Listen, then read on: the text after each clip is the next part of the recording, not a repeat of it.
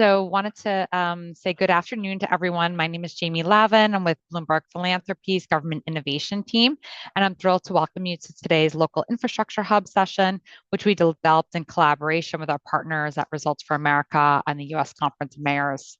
For those of you who may be joining us for the first time, the Local Infrastructure Hub is a national program that we designed to help connect you, city leaders, and teams to the information that you need to be able to craft compelling applications for federal infrastructure funding. And then once you get the award announcement, to actually be able to implement your projects. And so, we've been really proud to support over 2,700 cities across over 3 years. And one topic that I heard come up over and over again in session after session, especially in the chat, was that cities were having a difficult time figuring out how to navigate cost benefit agreements. And so we're going to really do a deep dive today and hopefully answer a lot of your questions.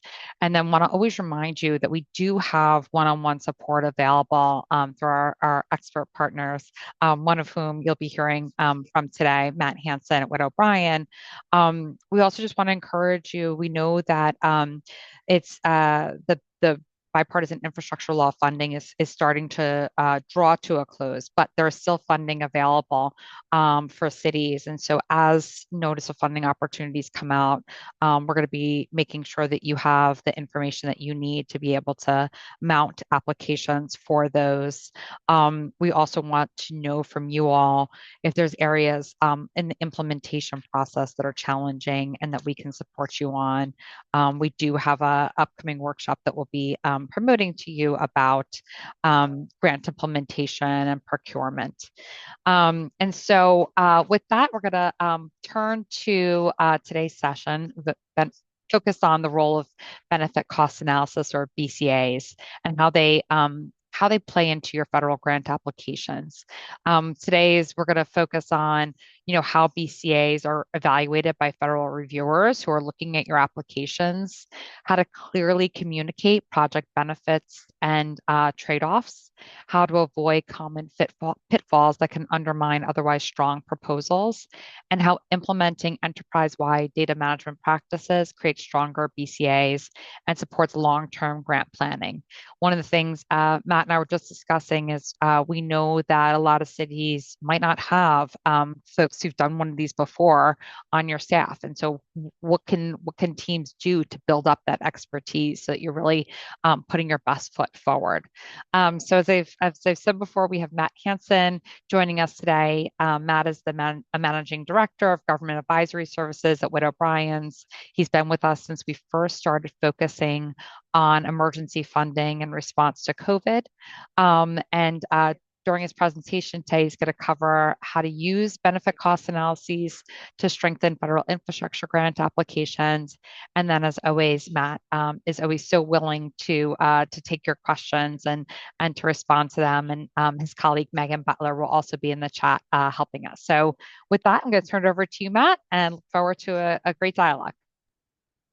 Appreciate it, Jamie, and thanks to all the partners for putting this presentation together. I've been doing federal grants for 32 years now, and BCAs were never really a thing. It was a very kind of niche, unless you were, doing transportation planning, you never really heard about them. They were never really integral to federal grants management, and that is certainly changing. We are seeing BCAs used with more and more programs, and with the focus of the current administration really being on sort of return on investment type factors for awarding grant funds, we certainly believe the use of BCAs is going to continue to grow, and we're going to see them added to more and more grant applications going forward. So we'll dive right in. The next slide. This is just a little bit about Witt O'Brien's. We've been, very proud to be partners in the local infrastructure hub and E311 efforts. Please, if we can be of assistance through the one-on-one office hours as one of the consulting professionals, please reach out to the team. Next slide.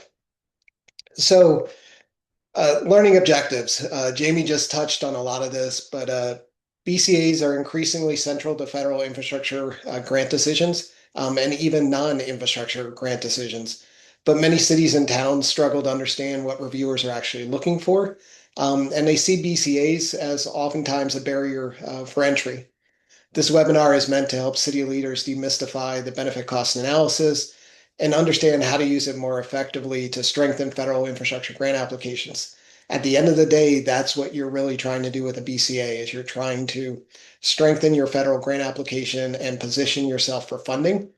It's not just doing a benefit cost analysis for the sake of doing a benefit cost analysis. It's really to drive your capital infrastructure strategy and to help you secure federal grant funding. Hopefully, you'll understand today, how BCAs are evaluated by federal reviewers, how to clearly communicate project benefits and trade-offs, how to avoid common pitfalls that can undermine otherwise strong proposals, how implementing enterprise-wide data management practices create stronger BCAs, and support your long-term capital process as well as grant planning. Next slide. So what is it? What is a BCA? A benefit cost analysis is a structured way to compare a project's benefits to its cost and answer one core question. Is this a good investment of federal dollars? For those of you, who have worked in grants for a while but have not worked with BCAs, think of this as a logic model with an economic return on investment focus. In federal grants, BCAs help demonstrate economic justification, allow reviewers to compare very different projects on an apples to apples basis, and support merit-based funding decisions. Because of that, BCAs are often required or heavily weighted in competitive programs, and we've certainly seen that with the IIJA funding. Bottom line, BCA isn't just a spreadsheet, it's a tool reviewers rely on to decide which projects rise to the top. And increasingly, we're seeing discretionary competitive programs that are, national in nature. And you're having to position your project to compete not in your region, not in your state, but on a national level. And the BCA is really one of the primary tools you can do to help with that competitiveness. Next slide.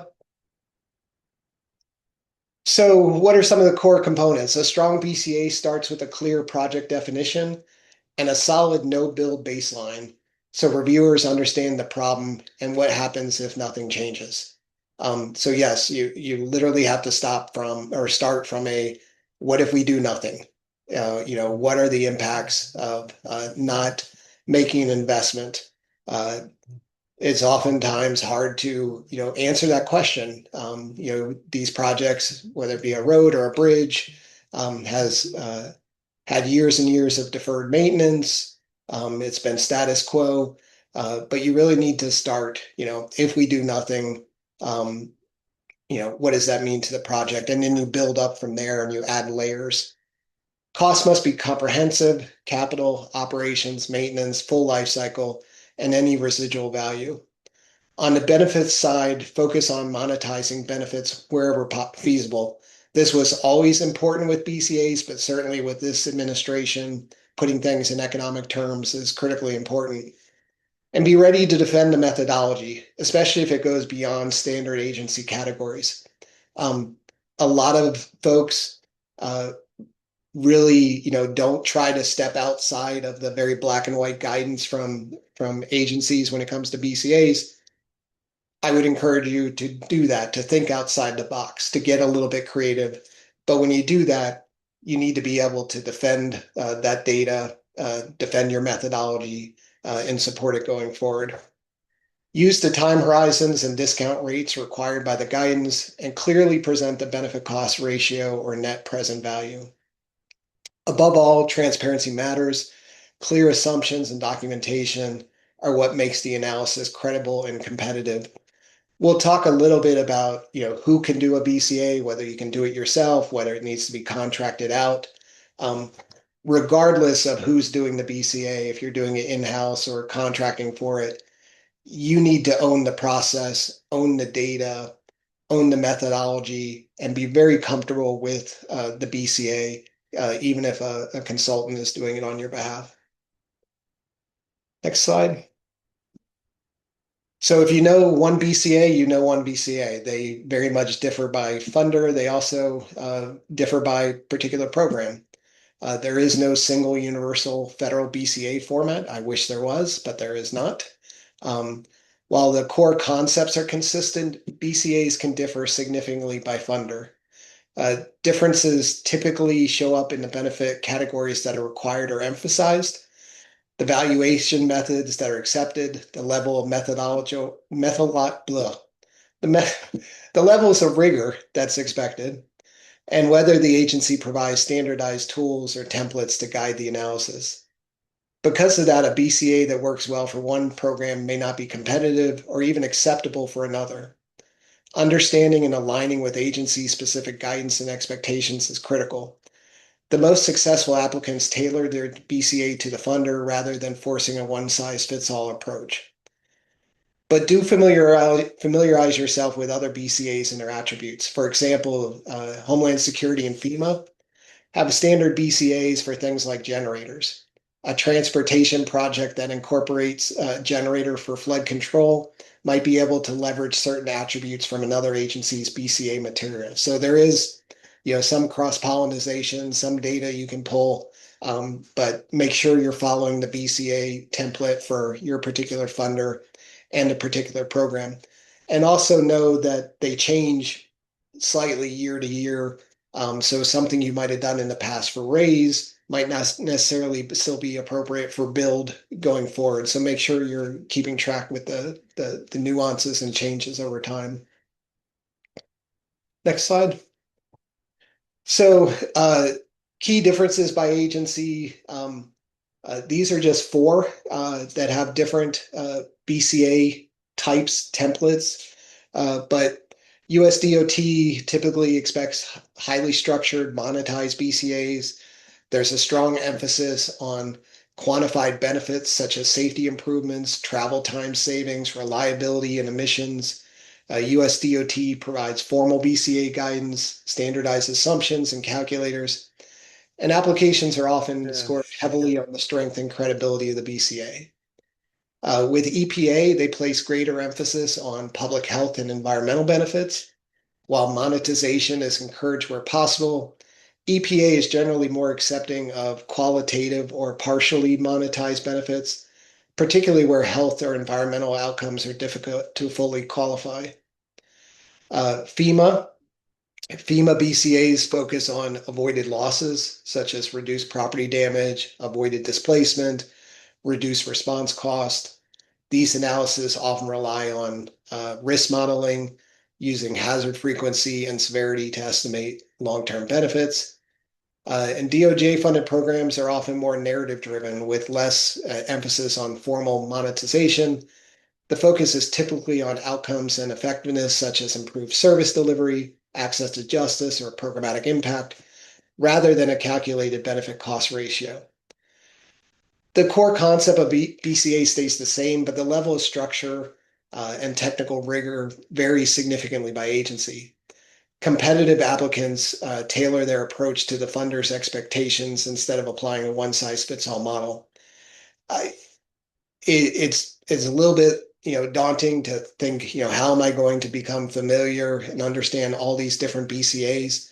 But I will tell you the jurisdictions that are most effective at this can leverage the nuances and difference and pull from the various BCAs to make applications stronger. So if you're working on a DOT BCA, but you're able to pull some pieces from FEMA around avoidable risk or flood mitigation or those sorts of things, ultimately that'll make for a stronger BCA and a stronger application going forward.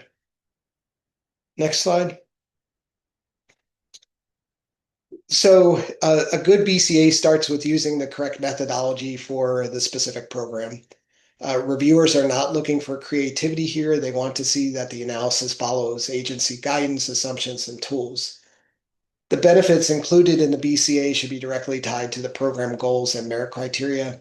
If a benefit doesn't clearly advance what the program is trying to achieve, it likely won't help you score. Strong BCAs rely on conservative, defensible assumptions. Overly optimistic projections or aggressive forecasts are a common red flag and can undermine confidence in the entire analysis and, quite honestly, confidence in the entire application. It's also important to be explicit about what is monetized and what is not. Reviewers expect transparency, clearly explaining which benefits feed the benefit cost ratio and which are described qualitatively. Finally, internal consistency matters. The BCA must align with the project narrative, budget, and schedule. If the numbers tell a different story, then the rest of the application reviewers will notice. And we see this quite a bit where, especially when the BCA is contracted out to an engineer or consulting firm, there's this misalignment between the BCA and the actual application narrative. And you really need to remember the BCA is a foundational piece of the application narrative, so everything needs to be in alignment. Common BCA pitfalls and mistakes. One of the most common mistakes is using the wrong discount rate or time horizon. Deviating from agency guidance without explanation is an immediate red flag for reviewers. They're the ones that put together the notice of funding availability. They're the ones that put together the program criteria. They're the ones that put together the BCA structure. If you get too creative and you deviate from it, they will know, and it will call into question your entire application. Another frequent issue is double counting benefits, listing the same benefit in multiple categories or counting both a primary benefit and its downstream effects separately. Applicants also run into trouble by overstating benefits without evidence.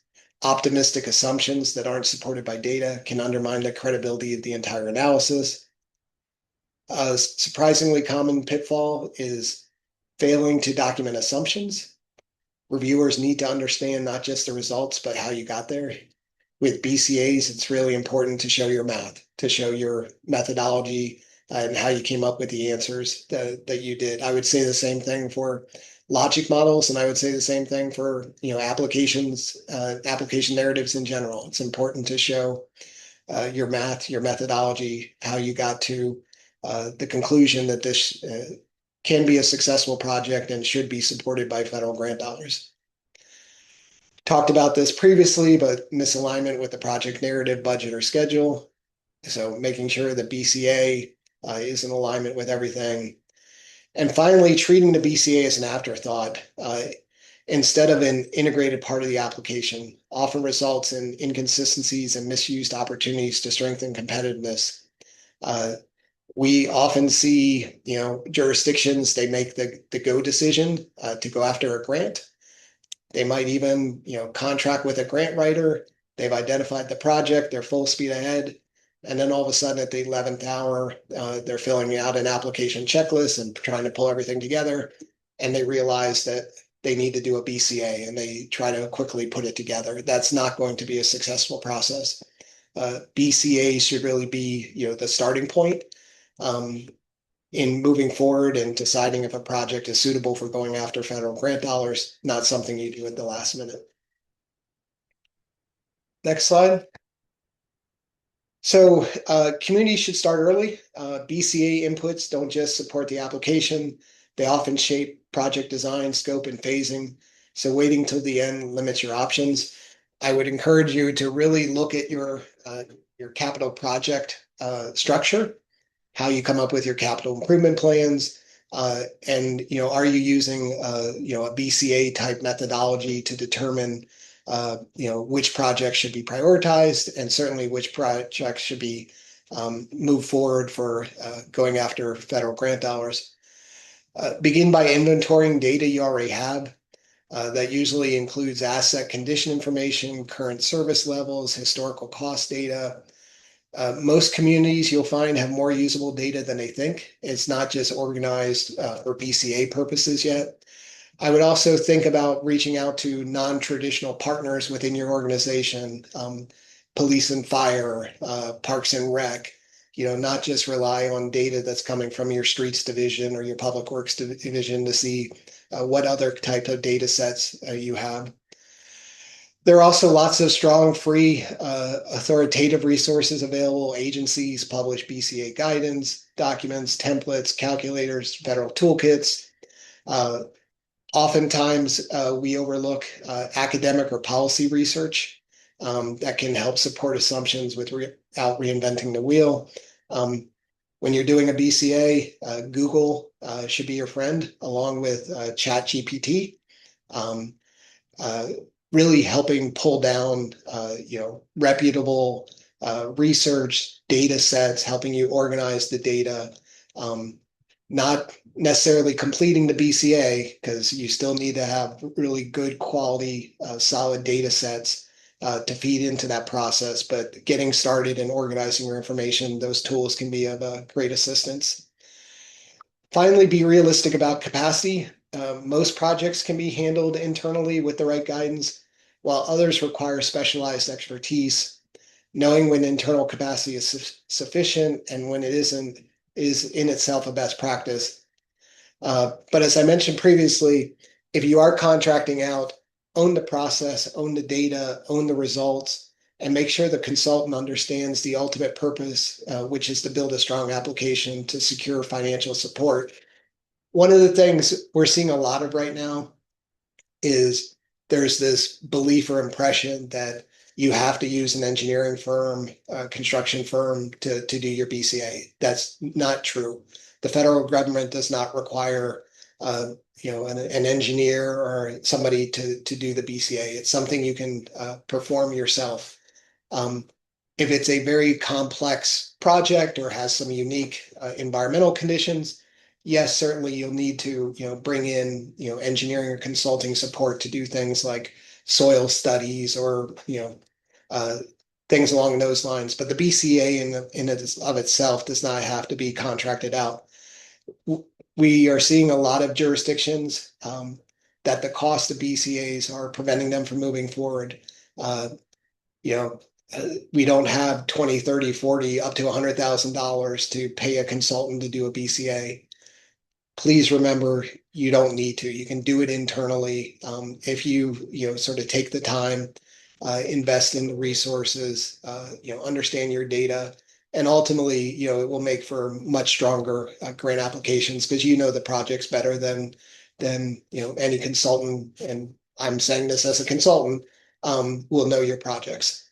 Those closest to the projects have the greatest insight about the community benefit of these projects. Next slide.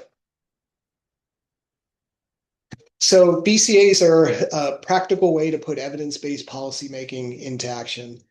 They translate outcomes into comparable metrics, force clarity around goals and trade-offs, and help decision makers prioritize investments. Over time, strong BCAs support better capital planning, make communities more competitive for future funding by demonstrating discipline, credibility, and readiness. As I mentioned at the top, BCAs have always been important. But they are now being tied directly back to OMB's evidence-based policymaking framework. So we should expect more federal funders and grant programs to implement the use of BCAs going forward. I was on a call this morning with the Office of Grants at HHS, and they were talking about the current OMB sort of performance measurement process that they're going through and having to re-go through it, where they're having to justify um, the existence of their programs, the funding decisions they're making, and they're having to tie this back to evidence-based decisions, return on investment decisions, and quite honestly, that's just not how grants have been done historically. So it's really a changing environment. And BCAs is one of those things that federal grantors can really, hang their hat on as an apple to apple comparison. So we should see more and more of these going forward. Next slide. Strong BCAs are as much about organizational capacity as they are about analytics. Effective BCAs rely on consistent data standards across departments, collaboration between planning, finance, public works, and grant teams, and ongoing performance measurement, not one-time data pulls. When BCAs are weak, it often points to deeper issues, data silos, unclear ownership of information, and reactive project development driven by deadlines rather than the strategy. In that sense, the quality of a BCA is a signal. It reflects how well organization manages data, coordinates internally, and plans investments over time. I understand, for the medium to smaller jurisdictions, this sounds daunting. This sounds unrealistic. I'm a one-person shop. I don't have these other departments to coordinate with. I think the takeaway um, is understanding the data you have, the data you don't have, um, and just being realistic about project opportunities going forward. And also, looking to regional planning commissions, councils of government, other entities that might be outside of your jurisdiction that can help with some of this, who also might have data sets that will be beneficial. And also always turn to the county and the state to pull for data that they might have for your region, your jurisdiction. Next slide. So systems and tools play an important role in strengthening BCAs, but only when they support good decision making. Grant management and data systems can help standardize assumptions, preserve institutional knowledge over time, and improve both the speed and defensibility of analysis, especially as staff and projects change. But only if there's good quality data. In practice, we see clear patterns. Strong BCAs tend to be conservative, well aligned with the rest of the application, and transparent about assumptions and limitations.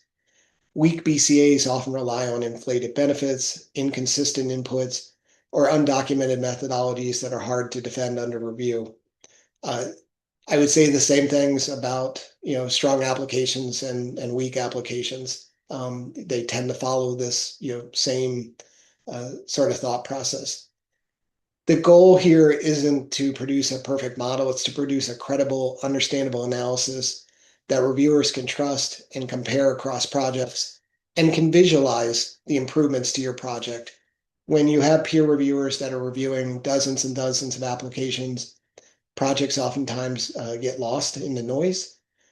So if you can use your BCA in your application to help the reviewer visualize the current state as well as the future state, it'll go a long way in making your application more competitive. And with that, I think we will.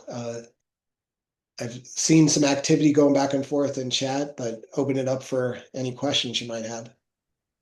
Thank you so much, Matt. And thank you, Megan, for populating some links in. We had folks asking for specific guidance, and it is really helpful, as Megan noted, to think about the program that you're applying for, because as Matt said, there's not a one size fits all on what the agencies are looking for.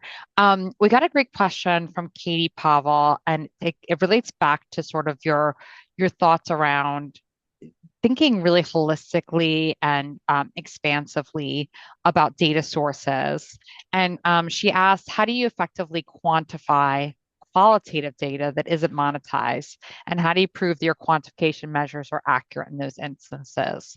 And so maybe we can answer that, but then also think about that like holistic qualitative data perspective.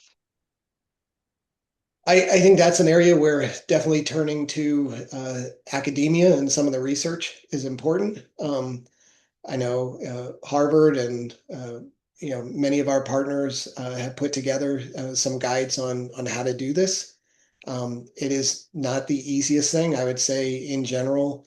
It's one of those areas where you want to show your math. You want to spell out, these are the steps I took to connect A to B to C. Um, uh, because I don't think there's necessarily always a right answer or a simple way to do that. So if you can show, and this is sort of that relationship between a traditional logic model and BCAs. In a logic model, you would lay out, you know, I got from here to here to here, and this is how I did that. And at the end of the day, the person reviewing the logic model, the person reviewing the BCA might agree or disagree with your methodology and how you got there, but at least they see, the process you went through. Megan, I know you just recently did some of these. Is there anything you'd want to add? Sure. I will first completely agree with Matt. I would say also that sometimes data or impacts can seem qualitative at first, and it can seem kind of hard to figure out how we monetize that. I would say there have been many communities in your shoes in years past, and probably whatever qualitative data you're looking at, probably someone has figured out a way to monetize it in previous rounds in a way that the federal funder or the funder in general was or found acceptable. So I would first say look to your funder agency. So, build is sort of top of mind for a lot of people right now. So that's going to be U.S. Department of Transportation. See, and you might have to dig around their website, I will say that, but see if they've put guidance out. A lot of these agencies do really put a lot of effort into providing free guidance and assistance to communities for, this exact scenario. So check their guidance, see if you can get a hold of some past applications and see how other people monetize their qualitative data. And then to Matt's point, then look to your sort of third party sources, academia, industry specific tools, depending on what type of project you're um, putting in your grant application. But I would always start with the agency and see, what kind of guidance they've put out already about it, because it's probably there. And I'll just go back to a point that Matt made a little while ago, which is you want to use great sources, but Google and ChatGPT can be your friend in getting to those sources. And so, for instance, I just threw into ChatGPT like, how do you monetize, for data that's qualitative for the build program, and it pointed me right towards how they do that formula. So if you're having trouble finding these things, some of those AI tools can be our friends here. Um, and then just Matt, you gave such a great example earlier when we were talking about thinking holistically about the data sources that one might want to pull. And I know you referenced, think about your parks and recs, think about your fire department. Could you get a little bit more concrete about, how if it's a bridge, for instance, program, or some other, let's say transportation project, you might want to think about what are those data sources.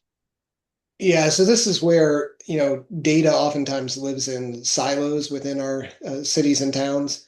So if I'm sitting in, the streets division, or I'm sitting in public works or engineering, and I'm trying to come up with data sources, I'm going to have the structural engineering report of the bridge. I'm going to have, all the information on deferred maintenance. I'm going to have, how many times we've had to go out there and, uh, replace potholes and that sort of thing. But I might not necessarily have, accident data or something along those lines. Well, over in your 911 dispatch, in their call volumes, they're going to have accident data. How many times do accidents occur on that bridge? In your, fire department and dispatch, are they, purposely not routing emergency vehicles across the bridge because of weight limits or something else? Um, your uh, neighborhood, your neighborhood department, your code enforcement department might have information on properties that are upstream that are routinely being impacted because of flood issues or debris getting hung up under the bridge. So it's really in all of a organization sort of mentality, and you really need to spend some time to hunt and peck and understand where this data is. And I think you'll understand you'll find over time that you have a lot more data than you thought. And, again, for the medium and smaller jurisdictions who might not operate, your own fire, your own police, certainly reach out to, the county or whoever provides those services on your behalf, because they'll have data sources that you can tap into as well. That's great. A question we got from Molly Avak was, how much lead time should you be building in to develop a BCI? You guys can talk about your experience here. Um, more than a day, more than a week. You know, BCA should be iterative in nature. They also, should be started well before the notice of funding availability is even released. You know, I'm going to get on my grant geek high horse for a second. It's really important for jurisdictions to put together sort of an annual strategy, an annual grant plan of what projects they want to move forward, what grants they want to pursue, and that's really the time to kind of start the BCA. We know we have these needs, we know we have these projects. We know there will likely be a program like Bridge or Build or whatever else. We don't know necessarily what name of the program is going to be this year, what flavor it's going to look like, but we know it's going to need, this data. It's going to need a BCA. So start the process early. You're not going to be able to finalize it until the NOFO actually hits and you have the specific guidance for this year's grant program, but certainly start it earlier. I also think it's something, I would say the same thing about grants in general. The hardest BCA is the first one you do. The hardest grant application you do is the first one you do. And over time, they get easier. You understand the data, you understand what goes into them, and you can reuse them, year after year if you're putting in for the same project. But I mean,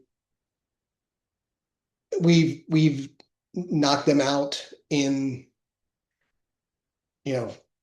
48 hours, in the 2 day, but I would not encourage it. I would start, uh, in advance of the NOFO being released, or certainly as soon as the NOFO hits the street.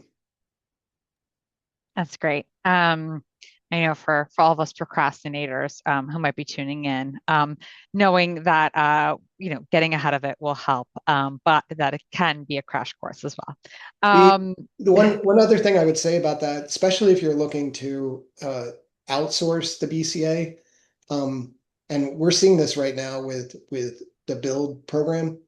Uh, Everybody's trying to do the same things at the same time. So, we're seeing that there's just a lack of capacity right now, by engineering and other firms, because they're all being asked by their clients to do, the same thing at the same time. So that's another thing. If you're going to outsource it, you need to start sooner, or you might not have, a firm available to actually complete it for you, because they're doing 20 BCAs for 20 build applications at the exact same time.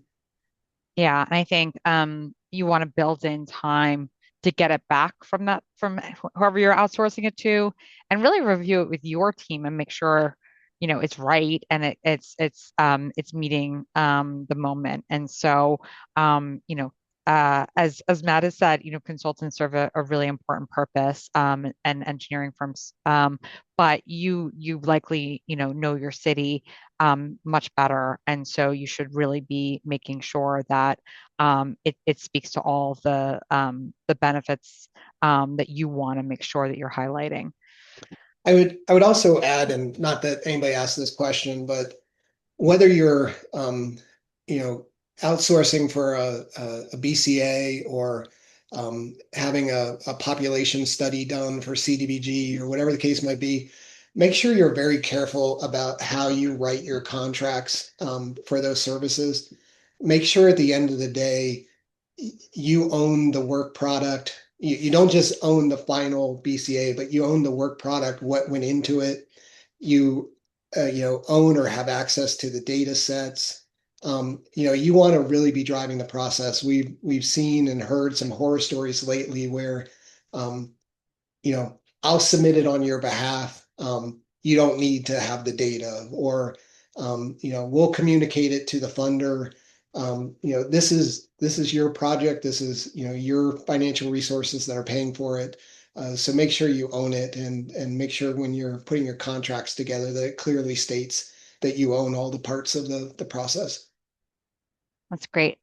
Tina included a great question in the chat about planning grants and whether including a data collection and BCA development plan into a build planning grant would help reviewers see that we are asking the right questions. I I I absolutely think so. I think, we really need to get back to sort of grant fundamentals, and get back to tools like logic models and BCAs and uh, over communicate in our grant applications, show people our thought process. At the end of the day, you're trying not only to demonstrate the value of your project, you're trying to prove that you are a reputable organization, that you are a grantee of high quality, and to show the funder that you've already started the process that you will need for the next grant is a great way to do that. So yeah, I think that's a wonderful idea.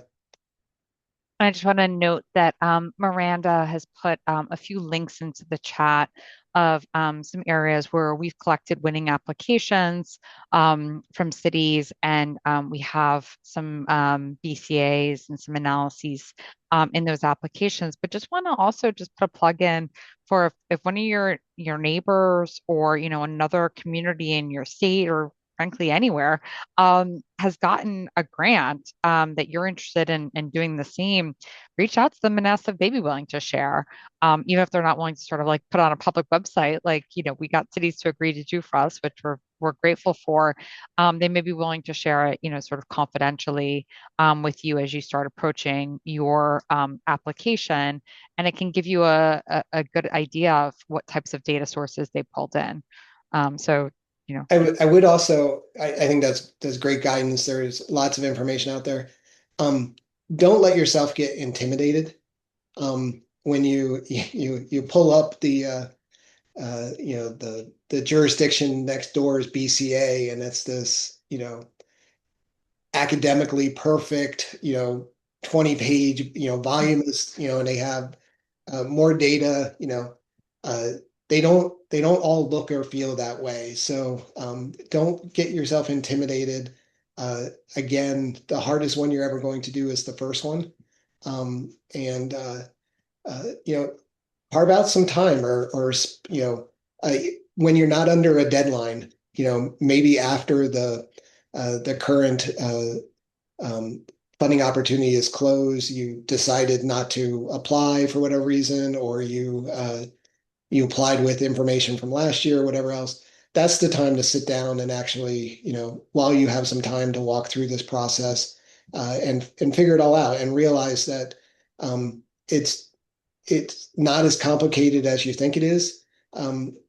We in the grants consulting world like to uh, you know over mystify things that without our help you can't possibly navigate it without us, and that's just not the case. This the BCA, the application package, is intended for you as a city and town to be able to respond on your own without having to contract it out. Thank you, Matt, and thanks to you and your colleagues for always, showing cities that this is work that they can do, and with a little bit of capacity building and training that they shouldn't be intimidated by. I'm going to just put in a pitch for any last questions. Also, feel free to just use the raise hand function if you have a question, but it's kind of annoying to type it into the chat. I'm happy to call on you. We'll get into our last question that was in the chat. It's from Deb, and it's specific, but I think we might be able to extrapolate out a bit. It was in regards to the Build grant. Would the outcome for a city of being able to implement paid parking at a renovated park site be helpful in the BCA if we could estimate the potential revenue? And I'm just thinking about how some of those pay for models might work and how you could reflect that. I have some thoughts about sustainability before I go on that. Megan, any thoughts?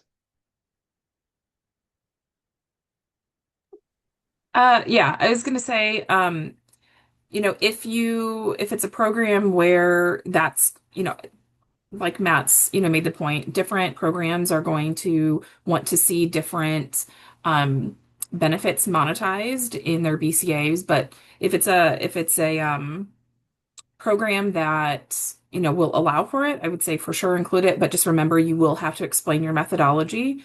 And if it's something that the agency hasn't previously seen, there's always the chance that they'll pull it out. But yeah, I think if you have good data and you can back up your methodology, I don't think it hurts to include it if you can. Yeah, and I think there are data sets and things like this where at the end of the day, USDOT might pull it from, the official BCA score. But it will help you from an overall application perspective because they'll see, oh, they're thinking about how these, capital improvements can be sustained over time, that there's going to be this alternative revenue stream that will pay for, maintenance.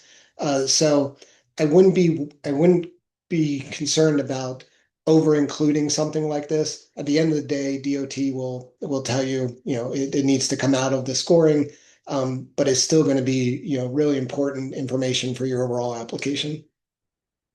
Great. Well, thank you all so much. If any other questions pop into your brains while we're still in the session, feel free to throw them into the chat. But I just want to thank you to Matt and thank you to Megan for sharing this great information. We also, Miranda's going to be putting in the chat a Calendly link if you're interested in getting some one-on-one time to talk about your BCA, maybe particularly how it impacts, an upcoming application. We know that for instance, the Safe Streets and Roads for All NOFO will be published sometime before March 31st, as statutorily required. So if you're thinking about applying for a Safe Streets grant, now is the time to start thinking about the BCA for the project. And so encourage you all to check that out. And then to take a look, we'll also we've put a recent guide on our website for creating an effective benefit cost analysis to demonstrate your project's value. I want to encourage you all to check it out. And we're going to put up a Zoom poll. So probably all sick of filling out Zoom polls, but they really do give us great information on how to steer upcoming programming. A big reason we had today's session was because we heard from you all that this was a continuing point of concern and of interest and need for support. I want to I want to highlight a few upcoming webinars and workshops that you all can and should access. On February 26th, we're going to be hosting another session of our grant implementation, compliance, and management workshop. So this is sort of an abbreviated version of the boot camps that we've been hosting on grant implementation. Really getting into once DOT or one of the other granting agencies has announced that you're going to be getting a grant, what are all those next steps from negotiating with the funding agency to get a grant agreement in place, getting a transportation project onto your state's plan, launching a RFP for vendors, and then what are all those reporting steps that you're going to need to take with this being a federal program. And so, whether you've gotten many federal grants in the past or this is your first one, I really recommend tuning in because I know I learn something new every time I hear our experts speak about this work. And our procurement experts are specifically also focused on how do you expand the pool of vendors who are responding to your solicitation so you really get the best choices. And then on March 3rd, we believe and DOT has said that rail crossing elimination and CRISI funding will be coming available. There's a big focus on rail safety out of this current administration. So tune in on March 3rd when we'll be doing a webinar on some of those rail programs. On March 17th. Can't think of a better way to celebrate St. Patrick's Day than joining us for a session on the Safe Streets program. As we just discussed, we anticipate that that funding will be coming out by March 31st. And so how to prepare for that NOFO. If you have not gotten or if you don't have a safety action plan, a Vision Zero plan, there's a lot of planning dollars there and they're not particularly competitive to get. So we want to make sure that any community that hasn't yet accessed that pool of funding gets its hands on some. In addition, we have lots of resources on our website. That Miranda posted in the chat. Please, access those and then reach out to us with anything that you need that maybe you're having, trouble finding, or like BCAs continue to be a cause for concern. And with that, I want to thank the U.S. Conference of Mayors and Results for America for putting together today's session, and then of course Matt and Megan for all this valuable information. And we look forward to seeing you soon.